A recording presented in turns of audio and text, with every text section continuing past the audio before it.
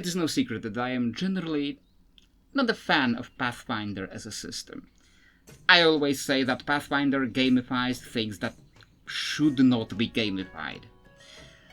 People often say that 4th edition D&D was very video gamey, that it was like an MMO on paper. But I personally find that Pathfinder is much worse at this, mainly because it gamifies the wrong things.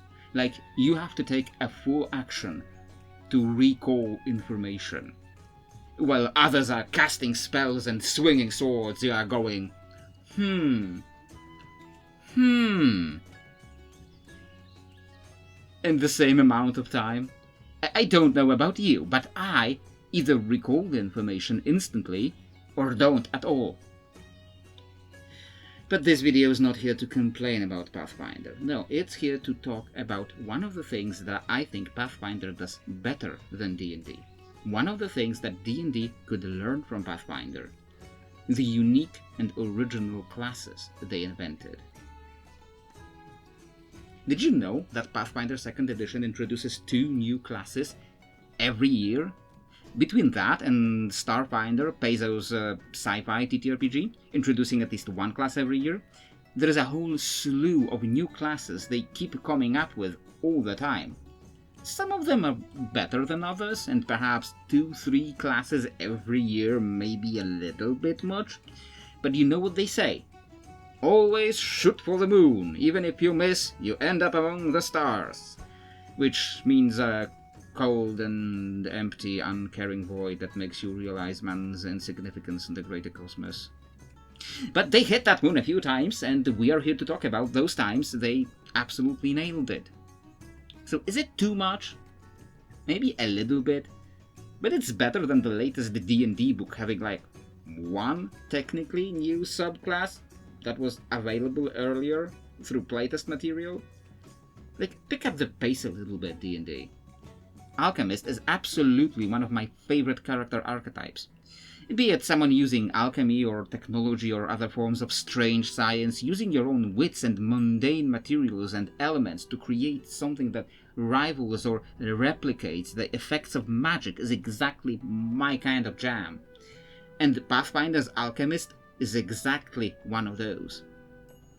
Originally introduced in the 1st edition of Pathfinder back when it was essentially D&D 3.75e, the Alchemist still, in essence, learns spells. However, when the Alchemist learns quote-unquote spells, they're actually potions. When an Alchemist casts Fireball, he's not waving his hands around and yelling, "Ignis!" He's throwing a freaking Molotov cocktail. And that's awesome! This is probably going to demonetize this video in the future if I ever get ads enabled. The Alchemist also has a feature called mutagens, because you can't be a mad scientist without a Dr. Hyde transformation. As the system itself describes it, upon being imbibed, the mutagen causes the Alchemist to grow bulkier and more bestial. And you apparently can't drink the mutagens if you're not an alchemist or you just become sick. And I get it, from a game design perspective, you can't just give your class feature to someone. Actually, why not? Like, I'm pretty sure there's classes who do exactly that, like support their allies with their class features. So, but yeah, that's a little bit weird. Still, it's a great flavor win overall. I know D&D has an alchemist subclass for the artificer, but it misses a lot of the unique features of the alchemist that really make it feel like the mad scientist. It ends up feeling like it's still mostly an artificer, a gadgeteer tinkerer, but also sometimes you throw a caustic brew, and that's it. So, I prefer the Pathfinder Alchemist. The Animist came out a few years ago for Pathfinder 2nd edition, and it ticked some of the boxes that modern D&D is still missing in their class representation. The same boxes that the 4th edition Shaman did, which is, as you might expect, the shamanistic type of character. D&D would argue that, oh, you can just make a cleric. Okay, which cleric subclass is the shamanistic one? Oh, just pick whatever domain is the closest to what the shaman believes in. Yeah, no, that's just a cleric.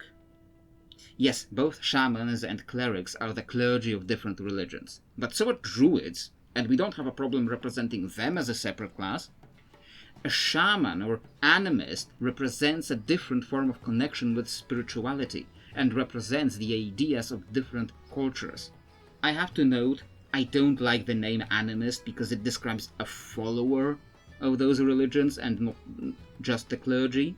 And sure, shaman describes only a very specific part of the world, so like neither of the terms is perfect, but the shaman is closer to represent the sense of a quote-unquote tribal clergy.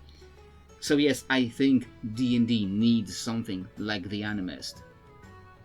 The animist's main distinguishing feature is their apparitions. They make a bond with a number of spirits, be they ancestral or elemental, and the book suggests some very specific categories of those spirits, such as a crafter in the vault, or a reveler in lost glee, or witness to ancient battles. Each of these gives you different skill proficiencies, access to different spells. There is nothing stopping you as the GM from adding more that fit some very specific ideas you or your player had, because they are relatively simple. The idea they sell you, though, is of communing with an ancestral spirit that advises you and can possess you in certain conditions. And that really sells the idea of what being a shaman is supposed to be like. In fiction, at least. Daredevil is one of the newest classes and is technically not released yet, available only through this year's playtest material, and I gotta admit something, I was very skeptical about it at first. It felt like just a rogue that bounces around more. However, the more I read about it, the more I came around to it. Apparently Paizo's main inspiration for the Daredevil was the Prince of Persia games, and not the Marvel Daredevil, which are hardly unique in the sense of introducing parkour elements in the game, but you can see this inspiration pretty heavily. One of the main features of the Daredevil is props. Basically, any piece of scenery that is large enough you can bounce off of and propel yourself to push people around too. The second major feature is adrenaline, which you gain for performing risky actions that might harm you and which reduces some of the natural disadvantages coming with the system.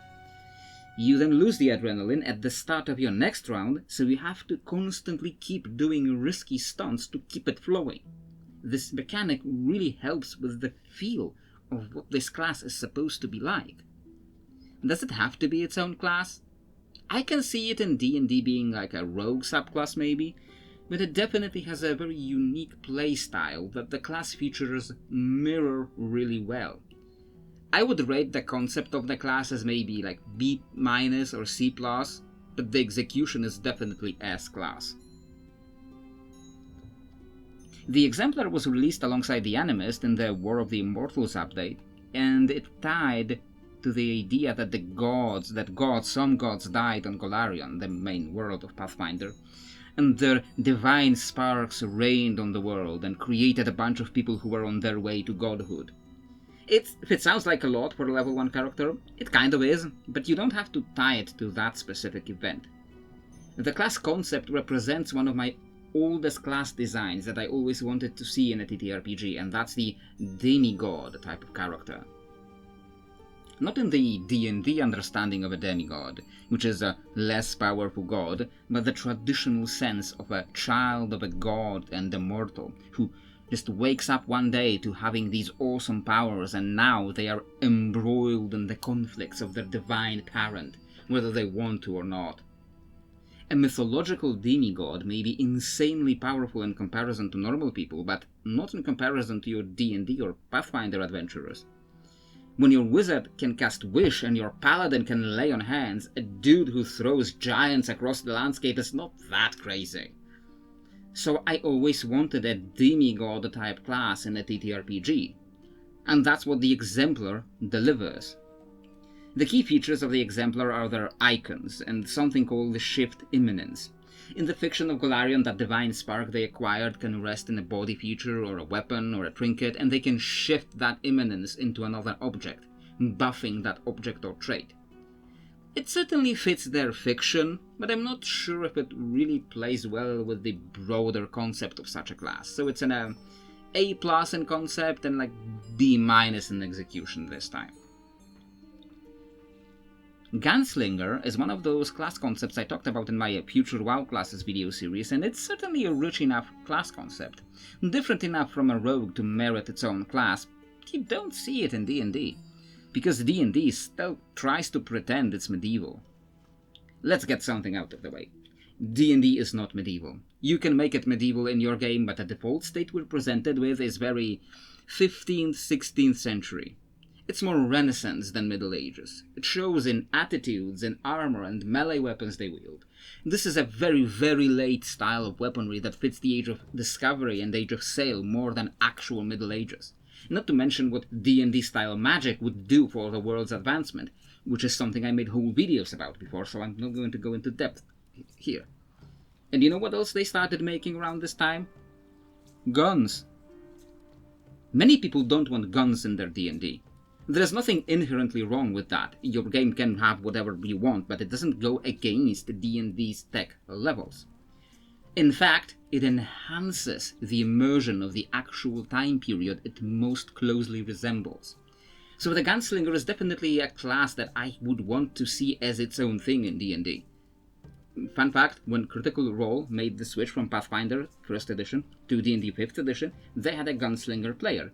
And Matt Mercer had to homebrew a Gunslinger subclass for D&D that copied much of the features. At least in the 1st edition, which I prefer over the 2nd edition Gunslinger, they had a resource called Grit. They could spend that grit to do deeds, which means basically these like show-off special things. You'd normally call them feats, but in D&D feats mean something different. Like Deadeye or Gunslinger's Dodge, doing those flashy Western movie-style performances. And then regain grit by taking enemies out or scoring critical hits. I think these mechanics represented the fantasy of a gunslinger really well, and considering Matt Mercer adapted them into 5th edition closely, they can definitely work in D&D, and they can definitely be their own class with a set of subclasses. I like necromancers. I made a whole video about how necromancers could work in WoW, where people who apparently never played a Death Knight in WoW are to this day commenting that I described a Death Knight. I really liked playing a necromancer in Diablo 3, and I liked the playstyle of a caster who just throws a bunch of minions at their enemies. And I like the sense of using your enemies against them, and the necromancers deliver on all of those. The funny thing is, I made my necromancer design years ago, and I incorporated it into my own TTRPG, making it all about swarms of minions. And then it was exactly what Pathfinder did, with the thralls that swarm their enemies and can be used as a resource to fuel their spells or heal them, or raise more thralls from their fallen enemies. So, I can add this next to the Spiritborn to the list of TTRPG classes I totally invented first. Like, sure, maybe Diablo 3 had a bigger part in their inspiration, but they totally stole my idea, okay? I mean, just read some of those feats. You can recall knowledge on living creatures with an internal or external skeleton using undead lore. You can literally use the skeleton inside a living person to learn more about their biology. Or Bone Spear. Every bone within a thrall is a potential weapon when needed. You learn the Bone Spear grave spell. Like, I don't even need to read the spell. Like, you turn one of your skeletons into a spear and chuck it into people. I don't need to learn more. Just D&D needs this kind of stuff. The Oracle is also one of the original 1st edition Pathfinder classes that I always felt expanded the classic D&D roster very well with some concepts and gameplay style that D&D was missing. You might argue that an Oracle is just a cleric, and you can certainly play someone who is an Oracle as a cleric. But the Pathfinder class gave us some unique mechanics that really focus on the idea of an Oracle specifically. In their own words, as an Oracle you can tap into the pure and unmitigated divine power of creation to supplement your spellcasting via curse-bound abilities. These abilities grant you special benefits, but the backlash of letting this power into your mortal body manifests as an oracular curse. This is a riff on the idea of a blind oracle, except they don't have to be blind. It can manifest in several different curses, such as, for example, simple misfortune, or albinism, or a ghoul's hunger, or lameness in the old sense of a crooked leg not being uncool, though I guess that could be a curse in a modern day setting. Or a curse of speaking in tongues, for example. It takes our popular cultural idea and extrapolates from it, which is exactly the kind of stuff that I love to do. Then the oracles had mysteries, which work in ways similar to 5th edition cleric domains, being essentially their subclasses. There were far too many to get into here, but it certainly gave us enough variety to distinguish the oracle from a cleric, by its lore, by a different way they tap into the divine powers, and by the very unique mechanics of their curses. It can definitely work as a class in D&D. One of my absolute favorite Pathfinder unique classes is the Thaumaturge. In much the same way I love the Alchemist as the mundane person accessing magical effects through more scientific means, the Thaumaturge, or the Mystic Theurge, is this historical idea of accessing divine mysteries through somewhat scientific means. Pathfinder's Thaumaturge doesn't really talk a lot about the divine side of it, but it certainly hits that idea of this old-timey mysticism. The Thaumaturge is a monster hunter type of class that gets abilities to detect or even create vulnerabilities in monsters. This is also where that recall knowledge issue first came up, and when I criticized it, the Pathfinder GM decided that I shouldn't be playing the game. Because that's my personal experience with Pathfinder players. You either love everything about their game or GTFO. But to get back to the topic, this class really represents the kind of like Winchester Brothers from Supernatural idea. A very gritty, down-to-earth character who nevertheless uses these magical implements and know-how to hunt down monsters. The Thaumaturge can choose from one of several implements that serve as the key to their abilities, such as an amulet or a lantern or a mirror, which they point at the monster to essentially scan them for weaknesses. And the most flavorful part for me is Esoterica. Every Thaumaturge is assumed to be this crazy prepared guy who has a bag with just about everything they need. They detect the monster is weak to fire, they just happen to have something in their bag that will set it on fire.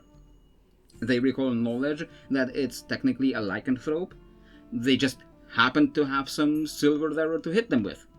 It really does give them this very unique feeling. A class that didn't make it yet to 2nd edition somehow, while they make stuff like Slayer or Guardian, is the Shifter. Now, if you watched my videos before, it won't need much introduction, because it pretty much is the same idea as my Primal idea, or the Diablo Spiritborn. The Shifter is like a partial druid in a way. They shift portions of their body into animal parts and use those to attack. It's the same idea of this cat barbarian, as opposed to the more wolf-like or bear-like barbarian, being a primal striker, a jungle stalker type of character, devoting themselves to a primal spirit so much they merge with their bestial aspects. Every year I hope the Shifter makes that edition jump, but not yet. There are more classes in Pathfinder 2nd edition that I think would still work well in D&D, which I'm just less familiar with or have less to talk about really.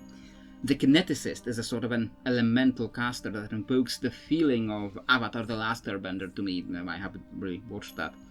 The Psychic gets the basic idea of a psionic caster. It's different from the Scion and trying to be a little bit more fantasy than the kind of sci-fi-ish scions of D&D, but we probably don't need both. The Investigator or the Inventor could probably work, but maybe better as subclasses for something. The Magus is basically the same idea that I talked about in the 4th edition classes video under the Sword Mage Spellblade section. It should definitely be its own class, but D&D already has that archetype in its own roster. In a similar fashion, the Commander fills much the same niche as the Warlord of 4th edition.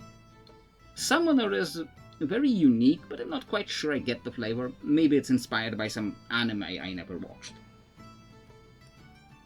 And then there are classes in Pathfinder that are absolutely redundant, if you ask me. Like Guardian. I read the class design, I read the features, like why isn't that just a fighter?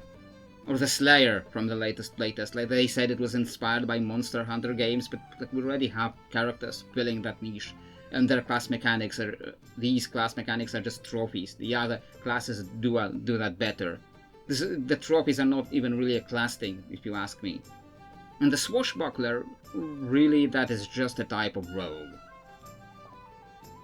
In the end, I think Pathfinder has a lot of very unique class concepts, and a few redundant ones, but when you make so many of them, you're gonna miss a few. D&D has been very conservative in 5th edition, and I don't mean they pretend trans people don't exist, they do rainbow capitalism very well. D&D is afraid of risk. D&D is afraid of change. Since the 2024 mini edition, they have done very little actual new content, mostly taking off coupons by making slight updates to the stuff they already released. On some level, I get it. You want to do the things you are sure will work. Eventually, though, they're going to run out of stuff to re-release or slightly edit. Like, what are they going to do then? Like, make another re-release? You have to mix the old with the new to eventually be able to go back to the new things when they become old. This is a larger cultural issue where we are panically afraid of risk. We live in an era of sequels and prequels and reboots, and we constantly see the same the same things re-released over and over again, and so rarely we see something actually new. And it's not like we run out of ideas, we're just afraid of running with the new ideas that we have. It pains me to see it in D&D too, and that's why I think it needs some new fall classes. Be they these or something completely new I haven't thought of. Paizo took some risks, and they missed a few shots, but they also gave us something memorable and unique. And that's why I took a risk, and went against the result of the last poll. The poll wanted the American fantasy versus European fantasy, and maybe versus Eastern fantasy video. But on the other hand, on one hand, I don't think I'm quite ready for this one yet, and on the other hand, the last 2 poll results didn't result in huge viewerships, so I took a risk, and did something unexpected. And we'll see if it pays off, or I too should surrender to this sequelitis.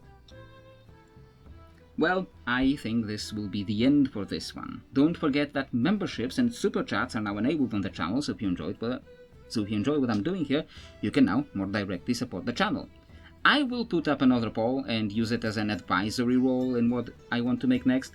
Maybe by next week I will be ready for that American versus European fantasy video, or maybe we'll do something different again. We shall see. Meanwhile, thank you for your attention, my dear hamsterlings, and I hope you enjoyed the video, and I hope to see you next time.